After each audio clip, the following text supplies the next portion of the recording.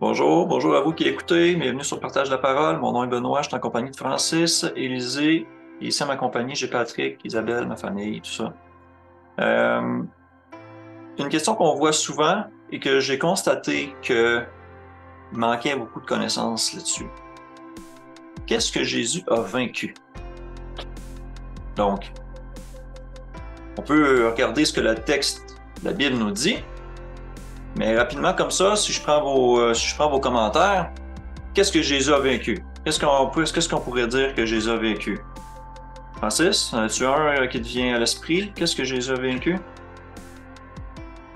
Euh, Ce qui me vient en tête en premier, c'est la mort. La mort? OK. Il a Euh, été oui, le premier à ressusciter. OK. Élisée, y a-t-il quelque chose qui te vient en tête? Qu'est-ce que Jésus a vaincu? Bon, bon, selon moi, et la mort, c'est-à-dire le péché. Voilà. OK. Le péché, voilà. Le monde, c'est-à-dire le monde. Le monde, il a vaincu le monde aussi. OK. Merci. OK. Isabelle, Moi, je dirais le mal. Tout ce qui est mal il a dans vaincu le mal. ouais, tout le mal. OK. Patrick, y a-t-il quelque chose qui devient... Je pense que l'avais écrit sur le tableau, hein? Il a vaincu la chair. Il a vaincu la chair ou la tentation? Ouais. Oui, bien. OK. Je vais vous partager quelques versets bibliques que j'ai de mon histoire qui vont reprendre un peu ce qu'on vient d'énumérer. Euh, donc, je partage mon écran à partir de là.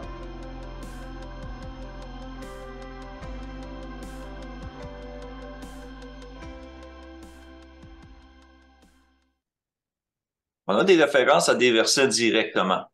Puis on a d'autres que c'est comme, faut le déduire, je dirais. Donc là, ici, je suis en Jean 16, 33. Donc, il parlait à ses disciples et tout ça. Je vous ai dit ces choses afin que vous ayez la paix en moi. Vous aurez des tribulations, hein, des persécutions, des souffrances, des épreuves dans le monde, mais prenez courage, j'ai vaincu le monde. Donc ici, on peut voir que Jésus, une chose qu'il a vaincu, c'est le monde. Maintenant, on sait par d'autres versets que le monde est sous l'emprise du malin ou du mal. On sait que c'est comme Satan qui est un peu comme on lui laisse libre cours dans ce monde. Qu'est-ce qu'on a donne comme passage? Si je m'en vais en Colossiens 2,15, on voit que sur la croix, il a dépouillé les dominations des autorités, il les a livrées publiquement en spectacle, en triomphant d'elles par la croix. Donc, on pourrait extrapoler qu'il a vaincu dans le monde les dominations, les autorités de ce monde, bien sûr. On a dit aussi qu'il avait vaincu la mort. On sait, comme on vient de voir, que le péché aussi a été vaincu. On va faire les liens un petit peu plus loin dans les versets. Regardez ici en Matthieu 4, 11. Une fois qu'il a été loin d'Esprit Saint, Christ est transporté au désert, hein, il est poussé par l'Esprit au désert pour être tenté par le diable. On le voit en Matthieu 4, en début du chapitre. Et on s'en va au verset 11. Et il se fait tenter, là, par la parole, par Satan, l'adversaire. Et au final de tout ça, le diable le laissa. Et voici des anges vinrent auprès de Jésus et le servaient. Donc, il a vaincu le malin. Il a vécu la tentation aussi à ce niveau-là. En 1 Jean 2, 13, Jean fait un parallèle avec nous. Et il dit, je vous écris, Père, parce que vous avez connu celui qui est dès le commencement. Je vous écris, jeunes gens, parce que vous avez vaincu le malin. Je vous écris, petits enfants, parce que vous avez connu le Père. Donc, ici, on voit par extension que ceux qui suivent Christ vont aussi vaincre le malin, comme lui l'a vaincu. Okay? Un peu ça la façon de voir les choses. On sait qu'il a vaincu la mort, et on le lit en Acte 2, 24. Quand Pierre, après avoir reçu le déversement de l'Esprit, dit, Dieu l'a ressuscité en le délivrant des liens de la mort, parce qu'il n'était pas possible qu'il fût retenu par elle. Donc, il n'était pas possible qu'il reste mort. Eh bien, qu'est-ce qui cause la mort? C'est la prochaine question qu'on devrait se poser. Je m'en vais en Romains 6, 23. Le salaire du péché, c'est la mort. Donc, quand on dit qu'il a vaincu le péché, il a vaincu la mort, tout ça est lié ensemble. Et nous savons que l'auteur du péché, le premier qui a péché, le premier qui a tenté Ève et Adam au jardin, c'était l'adversaire, c'était le diable et Satan, qui est le père du mensonge, il est un meurtrier dès le commencement. Donc, tout ça fait du sens. Donc, Jésus a vaincu tout ça. Maintenant, comment il l'a vaincu? Comment c'était possible? Je remonte un peu mes versets que j'ai sautés dans ma liste. On sait qu'il a vaincu la mort et le péché, et que le péché, 1 Jean 3,4 nous dit que c'est la transgression de la loi. Donc, il a vaincu le péché qui est la transgression de la loi. Ça fait du sens. Parce que 1 Corinthiens 15, 56, Paul nous écrit, l'aiguillon de la mort, c'est le péché. La puissance du péché, c'est la loi. Et il parle du moment où est-ce que notre corps corruptible va revêtir l'incorruptibilité. Il parle de la résurrection à venir. Et il dit, ô mort, où est ta victoire? Ô mort, où est ton aiguillon? Donc, on voit ici que la mort, c'est le péché et la puissance du péché, c'est la loi parce qu'on sait que la loi pointe vers le péché, vers ce qui est bien, vers ce qui est mal. OK. Si je m'en vais en Hébreux 4, 15. Car nous n'avons pas un souverain sacrificateur qui ne puisse compatir à nos faiblesses, la faiblesse de la chair. Au contraire, il a été tenté comme nous en toutes choses, sans commettre de péché. Donc, Christ a habité une chair semblable à la nôtre. C'est ça aussi que nous dit Paul en Romains 8. Et là, je vais prendre un petit moment quand même pour expliquer Romains 8 parce que c'est très mal compris en général. Dans le contexte de ce qu'on vient de parler. Il n'y a donc maintenant aucune condamnation pour ceux qui sont en Jésus-Christ, en lui, dans son corps. Et Jean 1 Jean 3 nous dit que quiconque est en lui ne pêche pas. Quiconque a cette espérance de la résurrection en lui est pur, il se purifie comme lui est pur. Donc, tout ça fait du sens ici. Donc, c'est de s'abstenir du péché. Et là, ici, il dit au verset 2, en effet, la loi de l'esprit de vie en Jésus. Donc, l'esprit de vie qui donne la vie qui était en Christ. C'est cet esprit-là qui nous donne la puissance de vaincre. Et ça dit ici que ça l'a affranchi de la loi du péché et de la mort. La loi en tant que telle n'est pas péché, mais la transgression de la loi porte la mort. Donc, c'est vraiment important comme nuance à faire. Et verset 3, car chose impossible à la loi, parce que la chair la rendait sans force. Dieu a condamné le péché dans la chair. Comment il a condamné le péché? En envoyant, à cause du péché, son propre fils dans une chair semblable à celle du péché. Donc, Jésus a marché dans une chair faible, comme la nôtre. Mais dans sa chair, lui, il a condamné le péché. Il n'a pas péché. Et il a fait ça pourquoi? Afin que la justice de la loi fût accomplie en nous. Aussi, qui marchons, non selon la chair, mais selon l'esprit. Donc, c'est par cette manière-là que c'est possible de le faire. Si on marche selon la chair, on va pécher. Si on marche selon l'esprit, on va vaincre notre chair et on va marcher dans la droiture comme Christ a vaincu le péché. On va vaincre nous aussi. C'est là l'essence de la chose. C'est tellement importante à comprendre. Maintenant, on se demande, est-ce que tout ça, c'est exigé de nous aussi? On va en Apocalypse 3, qui est un message aux églises. C'est en Apocalypse 3:2. Sois vigilant et affermis le reste qui est près de mourir, car je n'ai pas trouvé tes œuvres parfaites devant mon Dieu. Donc là, ici, là, ça, c'est une exhortation à l'église de Sardes. Il dit, il reste des choses à faire mourir en toi. Donc, il te reste des choses à repentir encore, à faire disparaître de ton vieil homme. C'est un peu ça le message. Car je n'ai pas trouvé tes œuvres parfaites devant mon Dieu. OK? Mais il dit, cependant, à Sardes, il y a quelques hommes qui n'ont pas souillé leurs vêtements, les vêtements blancs que Christ nous donne.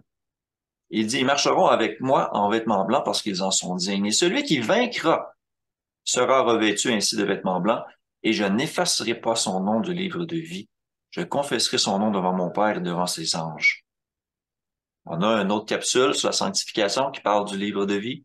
Je vous invite à aller la voir si vous voulez en savoir plus là-dessus. Je m'en vais un peu plus loin, verset 12. Celui qui vaincra.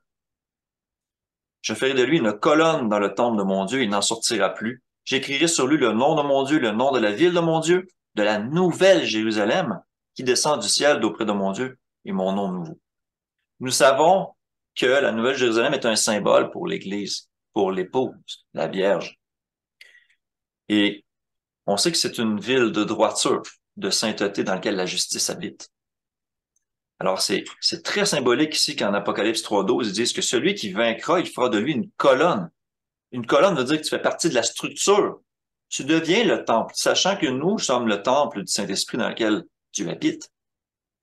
Ça fait énormément de sens. Je m'en vais plus loin au verset 21. Celui qui vaincra, je le ferai asseoir avec moi sur mon trône, comme moi j'ai vaincu. Et me suis assis avec mon Père sur son trône. Donc, on doit vaincre comme il a vaincu. Donc, toutes les choses qu'on vient de parler, vaincre la transgression de la loi, vaincre la chair, vaincre la tentation, vaincre le monde, vaincre le diable, ce sont des choses qui nous sont aussi demandées en tant que chrétiens de marcher dans notre vie. Maintenant, comment on le fait? Parce que la plupart des gens vont dire, ah oui, mais c'est impossible. C'est impossible. Ben, il y a plusieurs versets qui peuvent nous venir en tête. Aux hommes, c'est impossible, mais à Dieu, tout est possible. Si on marche par la chair, c'est impossible parce que Paul dit que la chair ne se soumet pas à la loi de Dieu. Elle ne le peut pas. Mais ceux qui marchent selon l'Esprit, eux, sont capables. Très important. Ça fait un lien avec Deutéronome 30. Une fois qu'il a fini de parler de toutes les lois et de toutes ces choses-là, il termine en Deutéronome. Et il dit, l'Éternel ton Dieu circoncira ton cœur, le cœur de ta postérité, et tu aimeras l'Éternel ton Dieu de tout ton cœur, de toute ton âme, afin que tu vives. Donc ça, c'est un des 2 commandements que Jésus prescrit aussi, d'aimer Dieu de tout son cœur, toute sa force, toute son âme. Et quand on va un peu plus loin, on regarde un peu le but visé de tout ça. Lorsque tu obéiras à la voix de l'Éternel ton Dieu, en observant ses commandements et ses ordres écrits dans ce livre de la loi, lorsque tu reviendras à l'Éternel ton Dieu de tout ton cœur, de toute ton âme. Et regardez ici ce qu'il dit au verset 11. Ce commandement que je te prescris aujourd'hui n'est certainement pas au-dessus de tes forces ni hors de ta portée. Et là, il y a un parallèle qui parle de il n'est pas dans le ciel, il n'est pas l'autre côté de la mer, et tout ça. Il dit non. Verset 14, c'est une chose au contraire qui est tout près de toi, dans ta bouche et dans ton cœur, afin que tu la mettes en pratique. Et tout de suite après, il dit, voici, je mets devant toi la vie et le bien, la mort et le mal. Je te prescris d'aimer l'Éternel ton Dieu, de marcher dans ses voies, d'observer ses commandements, ses lois, ses ordonnances, afin que tu vives. Et il parle aussi du pays dans lequel on va entrer en possession. Dans le contexte de Deutéronome, pour les gens de cette époque-là, c'était la terre promise que Dieu promettait. Pour nous qui sommes chrétiens, nous regardons dans un monde au-delà d'une terre charnelle sur cette terre. On regarde un royaume éternel, une terre recréée nouvelle dans laquelle la justice va habiter. Cette promesse-là, ça nous parle à nous aussi.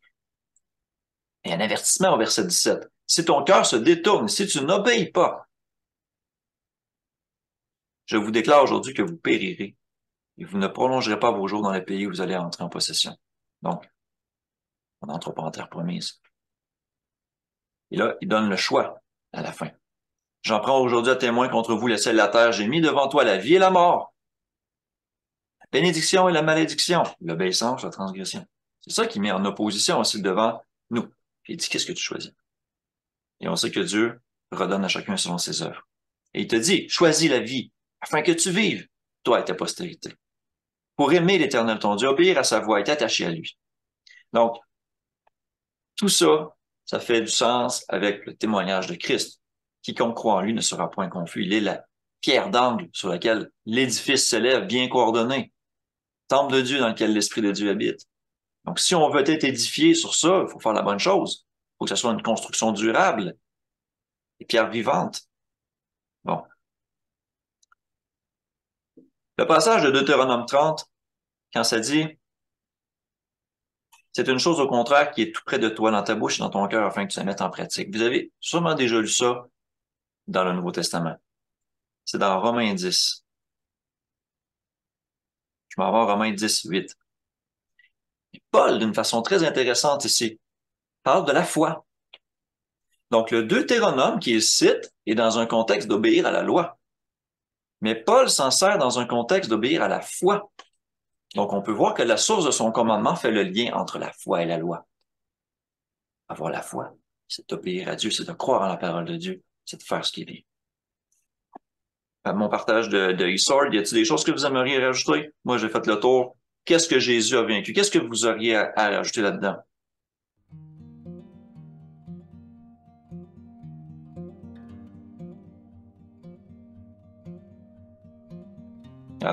Francis, veux-tu commencer?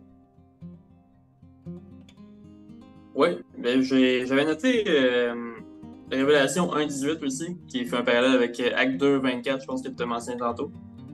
Je suis le premier et le dernier, et le vivant. J'étais mort, et voici, je suis vivant au siècle des siècles. Je tiens la clé de la mort et du séjour des morts. Oui. C'est intéressant comme verset aussi. Puis je crois que tu avais peut-être noté aussi, ta minute, 1 Corinthiens 15-20. Une des raisons pourquoi il est ressuscité.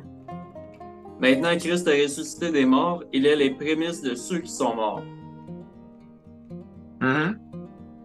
Car plus que la mort est venue par un homme, c'est aussi par un homme qui est venu la résurrection des morts. Ouais. Et comme tous meurent en Adam, de même aussi tous revivront en Christ. Et chacun en tout temps. Christ comme prémisse, puis ceux qui appartiennent à Christ lors de son avènement. Ouais. Ah ouais, c'est vrai, c'est excellent. Et une autre raison pourquoi aussi.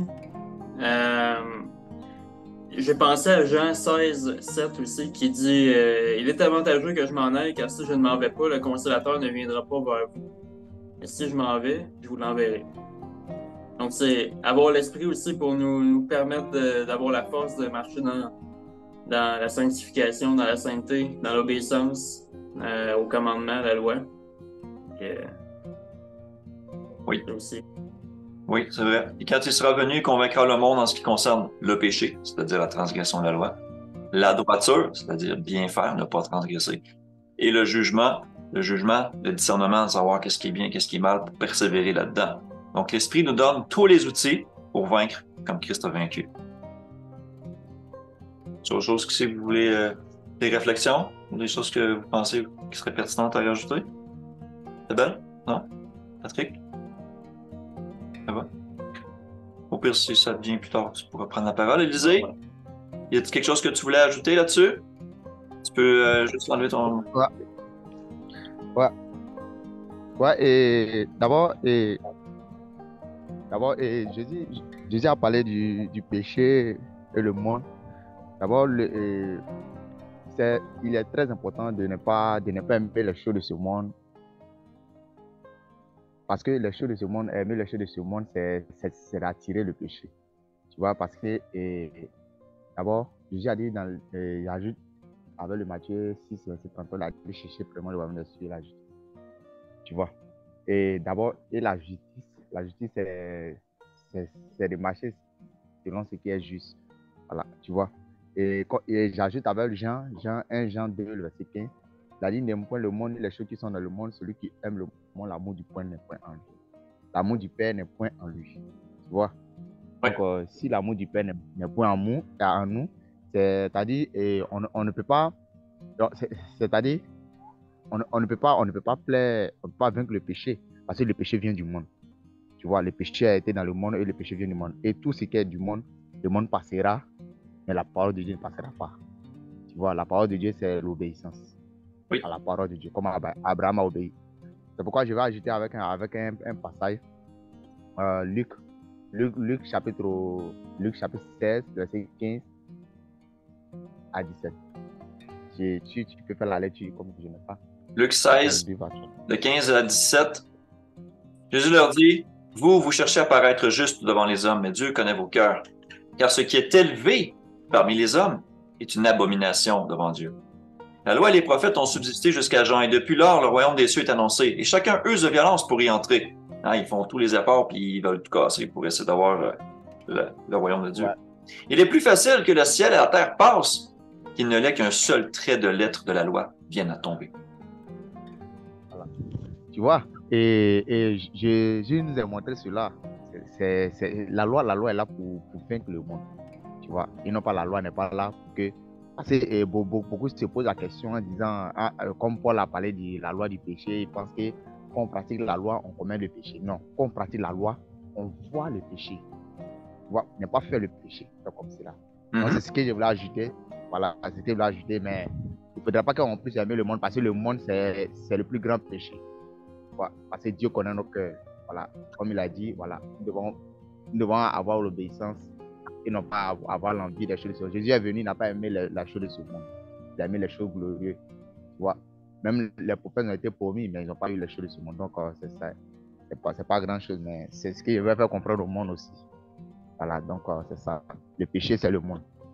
C'est ce que Jésus a vaincu. Merci beaucoup. Je vais ajouter Jacques 1, 27. Une religion pure et sans tache devant Dieu notre Père consiste à visiter les orphelins et les veuves dans leurs afflictions et de se préserver des souillures du monde.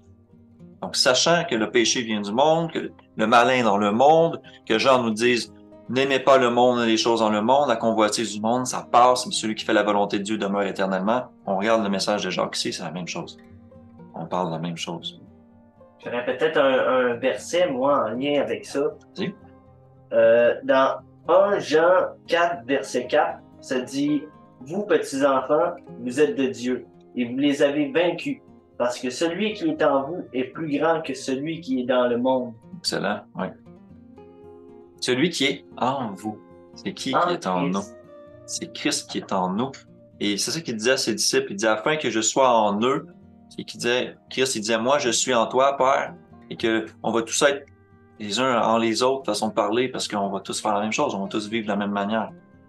Donc, si Jean reprend un peu ce concept-là, il lui dit, vous êtes de Dieu, vous les avez vaincus, parce que celui qui est en vous est plus grand que celui qui est dans le monde. Et c'est intéressant, eux, ils sont du monde. C'est pourquoi ils parlent d'après le monde et le monde les écoute. Nous sommes de Dieu. Celui qui connaît Dieu nous écoute. Celui qui n'est pas de Dieu ne nous écoute pas. C'est par là que nous connaissons l'esprit de la vérité et l'esprit de l'erreur. Bien-aimés, aimons-nous les uns les autres, car l'amour est de Dieu et quiconque aime est né de Dieu et connaît Dieu. Et on ne répétera jamais assez que l'amour de Dieu et l'amour du prochain, c'est l'obéissance au commandement, entre autres. C'est ça. J'ai pensé à un autre verset aussi, parce que tu m'as fait penser à « Demeure en vous ». Là. Ouais. Romains 8, verset 11, ça dit « Et si l'esprit de celui qui a ressuscité Jésus d'entre les morts habite en vous, celui qui a ressuscité Christ d'entre les morts rendra aussi la vie à vos corps mortels par son esprit qui habite en vous. » C'est excellent. Oui. L'esprit qui habitait en Christ, l'esprit de droiture, l'esprit de sainteté, qui a conduit Jésus à résister à la tentation, on n'a pas péché de ça, et que la mort n'avait pas eu d'emprise sur lui, puis c'est pour ça qu'il est revenu à la vie. Ici, Paul, en Romains 8:11, merci Patrick, dit, si ce même esprit-là habite en nous, il va aussi vous ramener à la vie. Ce qui veut dire aussi que théoriquement, on ne devrait pas continuer à marcher dans le péché, si on a le même esprit que Christ avait. Puis tu vois, dans Romains 8, 9, juste avant, que, tu sais, parce que là, il faudrait lire tout le chapitre dans son contexte, là, mais ça dit, pour vous, vous ne vivez pas selon la chair, mais selon l'esprit, si du moins l'esprit de Dieu habite en vous. Si quelqu'un n'a pas l'esprit de Christ, il ne lui appartient pas. Exactement. Oui. Romains 8, 9, je ne sais pas si vous avez bien compris. Mais pour vous, qui ne vivez pas selon la chair, mais selon l'esprit, si du moins l'esprit de Dieu habite en vous. Si quelqu'un n'a pas l'esprit de Christ, il ne lui appartient pas. Donc, avec tout ce qu'on vient de dire en rapport avec comment Jésus a vécu et vaincu, et qu'on doit vaincre, nous aussi, on vient de donner le moyen. L'Écriture n'est pas silencieuse là-dessus, on l'a. Il faut avoir la foi, il faut le demander. Il faut avoir la foi que c'est possible. Celui qui a la foi, est-ce que c'est celui qui dit que c'est impossible ou celui qui dit que c'est possible? C'est clair. Mais pourquoi? Pourquoi, dans si longtemps, et encore aujourd'hui, énormément de chrétiens disent que c'est impossible? Parce qu'ils sont charnels. Quand on marche selon la chair, on pêche, donc on se dit c'est impossible, on n'est pas capable. Mais Paul dit que si on marche par l'esprit, on va être capable. Et c'est comme ça que Christ a marché. Donc on doit vaincre comme il a vaincu. Et les moyens nous sont donnés. Même encore aujourd'hui, c'est possible. Gardons la foi. Je termine là-dessus. Hein, c'est important de garder la foi, de croire en la parole de Dieu qui nous dit que c'est possible. Appliquons-nous à lire la parole de Dieu, à la comprendre, se repentir si on constate des transgressions, et à vaincre comme Jésus a vaincu, qu'on puisse hériter les promesses, la vie éternelle. Ok, merci. Merci d'avoir été là. Nous, on continue à jaser. Pour ce qui est de la vidéo ici, c'est terminé. Merci à tout le monde qui a écouté. On se dit à la prochaine.